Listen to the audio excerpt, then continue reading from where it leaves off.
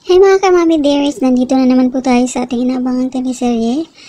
At dahil nakakulong itong si Emma dahil sa gagawa ni Olive na pagbintang sa kanya na hinaka niya yung kwintas ni Moki.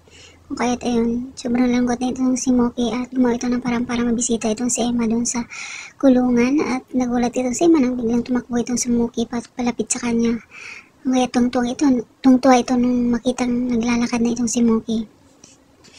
At ayun na nga, dahil syempre takot din itong si Moki na mahuli ng kanyang mami na wala pa siya sa kanyang bahay. Inutusan siya ni Emma na umuwi na baka daw mapagalitan na naman ito dahil sa pagtakas nito.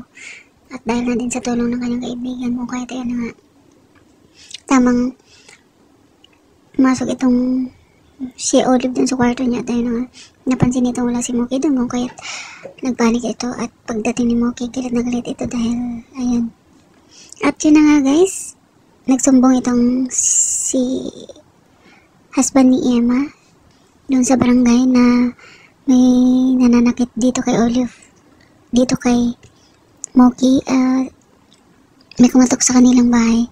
Ayaw sana papasukin ni Olive pero ayun, wala na siyang magawa dahil sinabi ng barangay captain na kailangan niyang interviewin yung anak ni Olive. Kung kahit ayun, takot itong si Olive na iwanan itong si Moki doon kasama ang barangay official pero wala siya magawa dahil kailangan interviewin ng solo. At ayan na nga, talagang tinatanong si Moki kung may ginagawa bang masama ang kanyang mami sa kanya, pero ayun, deny naman itong si Moki at gusto lang naman niyang protektahan ang kanyang mami kung kahit hindi niya nasabi yung totoo.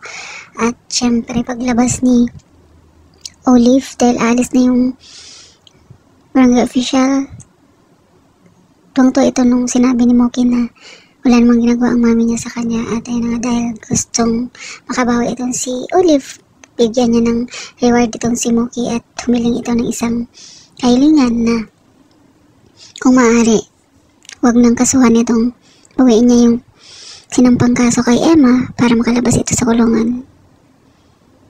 Dahil wala magawa itong si Olive, ayun na nga, inurong niya yung demanda at nakalabas naman itong si Emma. At syempre, dahil nagalit yung asawa niya at kinukumbinsi si Emma na iwasan na si Moki para hindi na gumulo yung buhay nila, kailangan nilang lumipat ng bahay para mapalayo dun sa lugar kung saan talagang nahulog na yung loob ni Emma doon kay Moki na lingid sa kanilang kaalaman ay talagang totoong anak niya ito. At ayun na nga guys, thank you so much for watching. Please don't forget to like, subscribe and press the bell button for you to notify on my next video. Thank you and bye!